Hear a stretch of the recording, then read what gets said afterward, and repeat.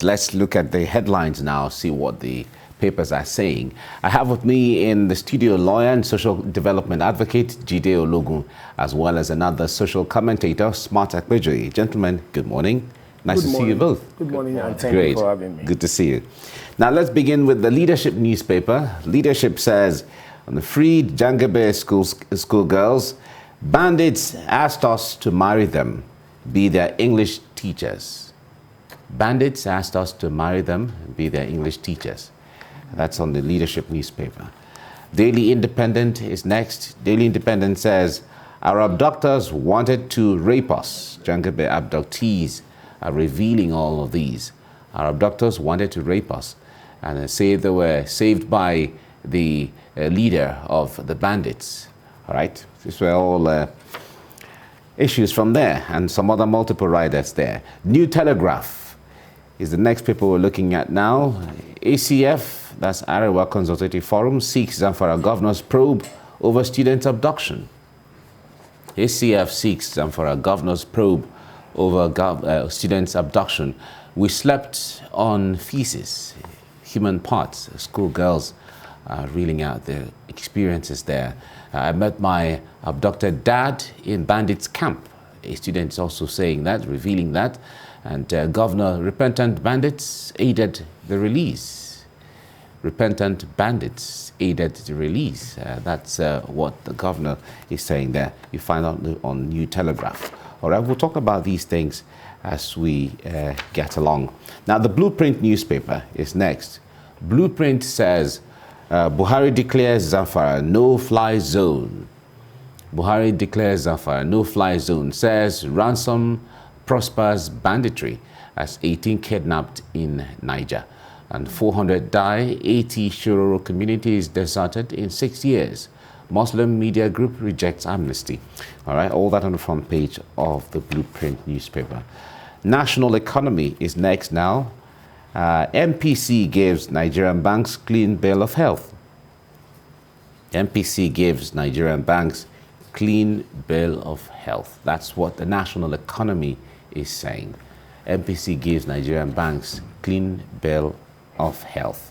National Economy. Business Day is next, and it says 25 prospective airlines mall operations in Nigeria. 25 prospective airlines mall operations in Nigeria. Daily Times.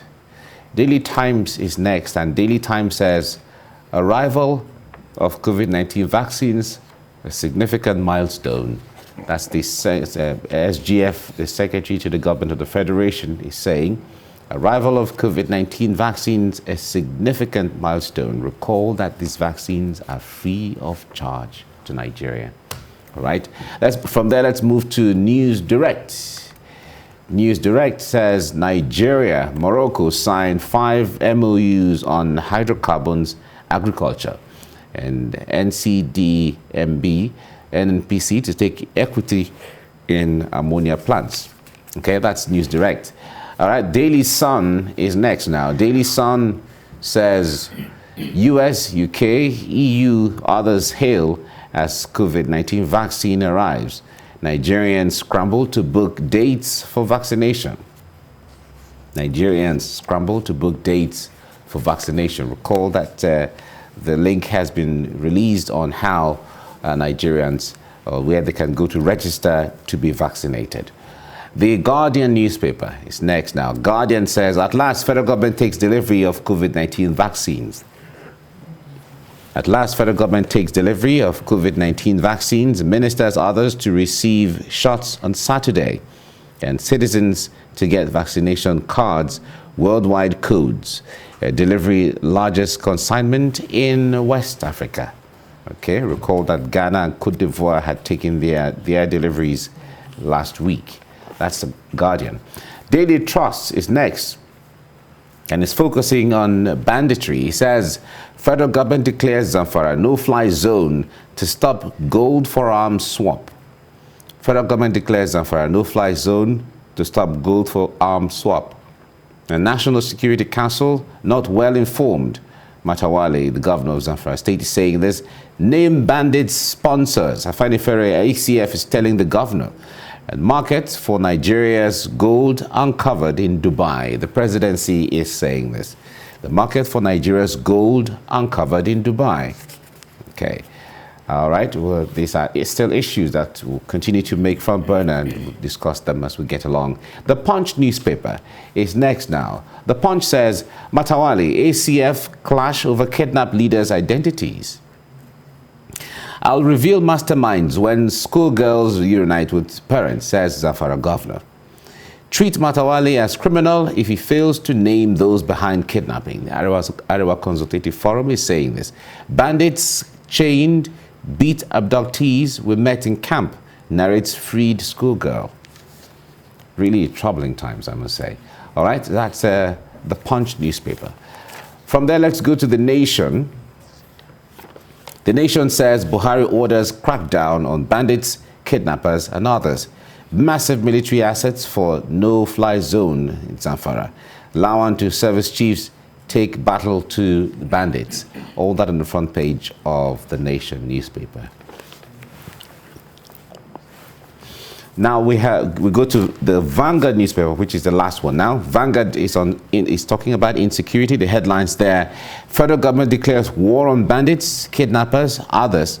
Declares no-fly zone, bans all mining activities in Zamfara. 279 kidnapped schoolgirls released with help of repentant bandits. Governor Matawali says this. Buhari celebrates release of abducted students, kicks against payment of ransom. Our abductors threaten to kill, fry, and eat us. Jangebe abductee is saying this, says kidnappers put sand in the rice they were fed with. We're relieved Zamfara schoolgirls are free. UNICEF is saying this, and tasks federal government on school safety. Okay, all that on the front page of the Vanguard newspaper. All right. Now, gentlemen, the issue of security, we have been talking and talking and talking, and we'll keep talking, certainly. And government is, from some of the headlines, taking decisive action, declaring no-fly zone. Certainly, although not only the issue of security, there's the issue of mining of gold as well that is leading to that decision, but it's multifaceted. But let's talk about this issue of security, and now that it seems to be a fallout between the governor of Zamfara State and the Arewa Consultative Forum. At times like this, when people threaten, I will name those who are behind this, they threaten to name those, threaten to reveal this, and all of that. Jide, let me start with you on this. I wonder how this comes to you sometimes when leaders make statements sometimes, and it makes you feel that they know more and they're refusing to act. Yeah, I'm so impressed by the stage we are now. We are getting closer to the day breaking over the sponsors of insecurity in Nigeria, though some are already known, even if we pretend.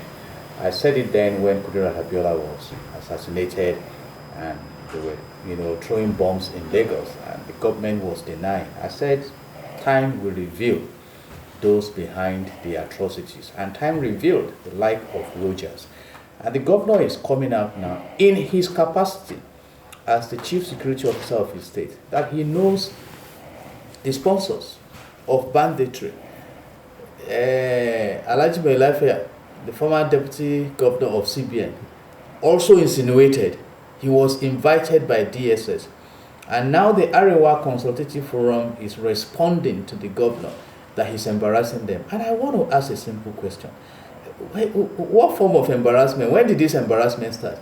Right now, in the northern part of the country, about 7 states have shut down education. So when you keep investing on ignorance, how do you deal with the crimes that are related with it? So they need to wake up.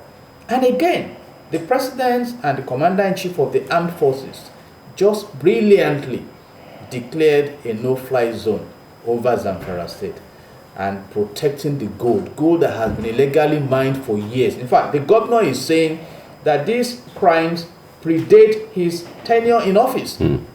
All right? And you see sources of wealth being released to criminals. And obviously, I suspect that the high and mighty who make so much money from the legal mining may be behind the sponsors of the bandits. at the expense of the people. It's in the report that a gold market has been discovered in Dubai. In Dubai. Mr. Mike, if you get to the gold silt in Dubai, you'll be amazed. So you find countries that are serious-minded, engaging your resources to prosper, and you are subjecting yourself to difficulties. And so I'm glad now that they are coming out to argue and things like that. And the drama is becoming so predictable, you know. So, but like I keep saying, maybe for the purpose of intimidation or avoiding intimidation, some may keep quiet now. Like I said, when Sani Abacha was the military head of state, nobody could dare him for taking 1 naira out of 95. He was the most righteous leader then in Africa, in quotes. But when he left office, so generally speaking, if this government has a mandate under section 14 subsection 2 of Nigerian Constitution 1999 as amended to secure and provide welfare for the people, and they are failing in it, then who do you blame for this? You blame traditional rulers and everything. So right now we are getting closer to full disclosure. There will be more confusions in the camp of the sponsors. I pity the Northerners, sincerely speaking.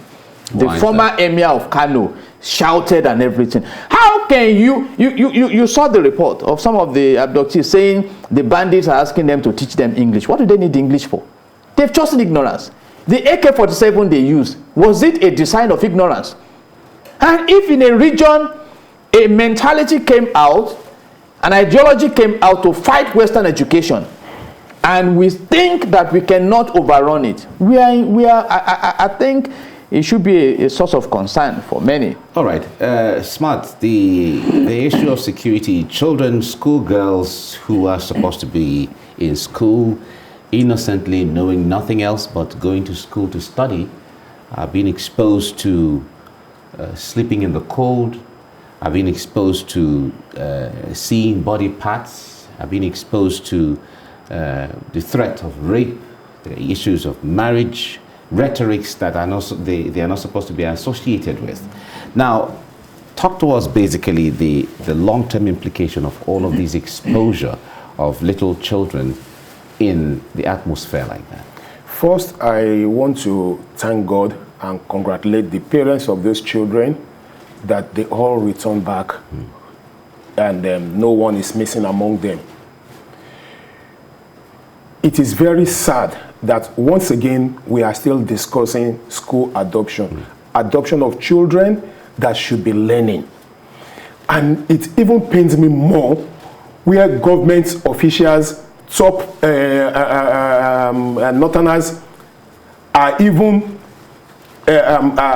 cross-firing themselves that, oh, you should mention it, you should not mention it. At this stage, are we supposed to be discussing that? What we are supposed to discuss today, in the first place, is what led to what we are. And the president said that would be the last one. I join him in the prayer that it will be the last one. But there are no action to show that it will be the last one.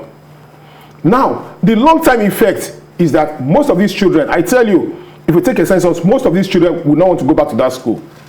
They've been traumatized. Now, if you look at that school again, go and look at Zamfara. Before now, you see Zamfara, Sokoto, there are places you want to go.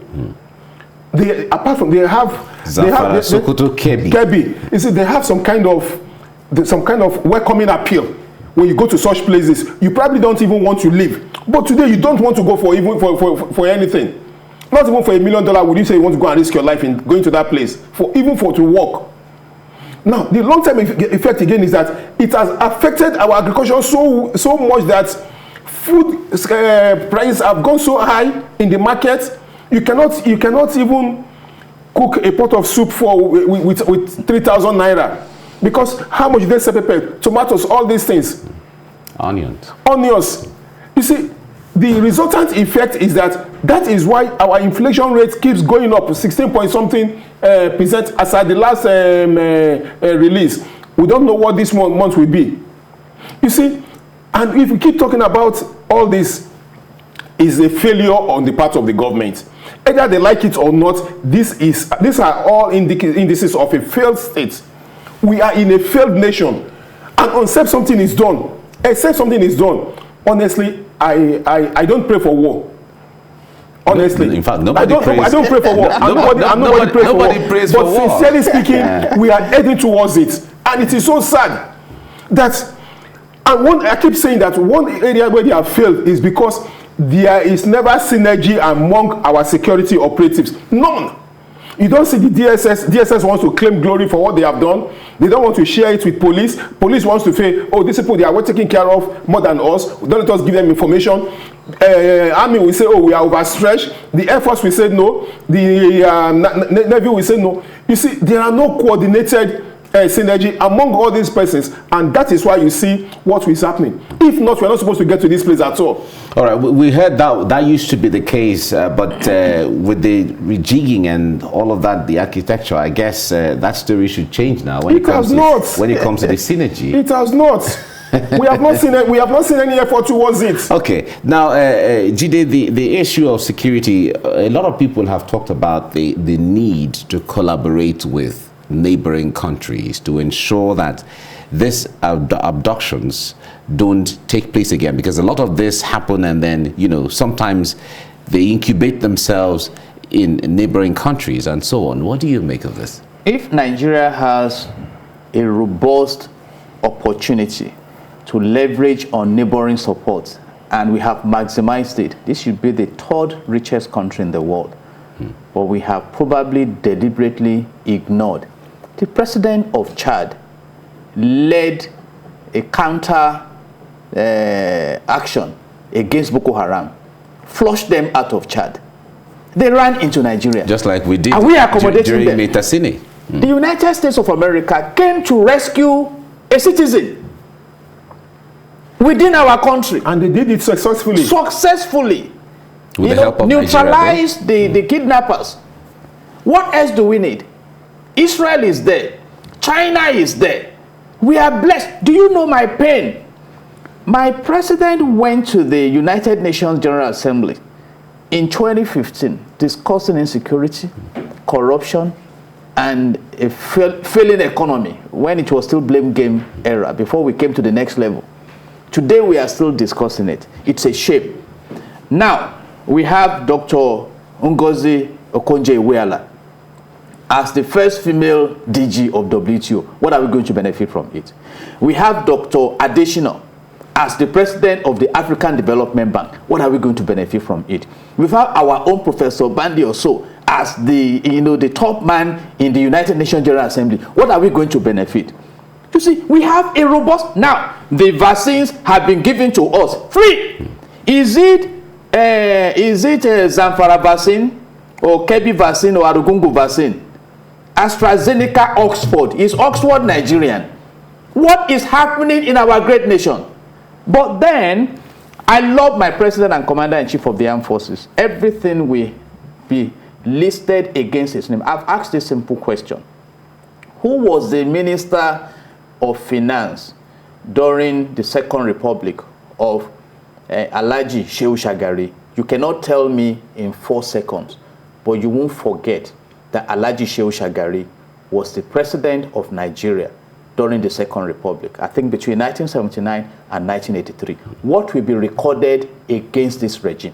You mentioned an issue now. Just yesterday evening, as a form of fun, we were going home, and I told our daughters, because we trained them practically, let's go and buy tomato in the market. Let's go and buy tomato and pepper. When we got there, and I asked, how much is this? 5 for 500 naira. I said, why? Another woman there asked the same time, why? And we all busted into laughter. 2 onions for 200 naira, Mr. Mike. A country so blessed by God. You see, the passion we have is that, do you blame God? Do you blame the devil? Let me end with a short story. And I hope Nigeria will learn from this. We were coming in from Abuja. A man sat next to me in the aircraft, and about 10 minutes before landing at the airport here, he looked at his ticket and he was enraged. Why am I here? He bought a first-class ticket and he was sitting with us in economy. So when he turned to me, I smiled and I asked him to turn to the air hostess. Am I the one that sold the ticket to him? I'm a passenger too.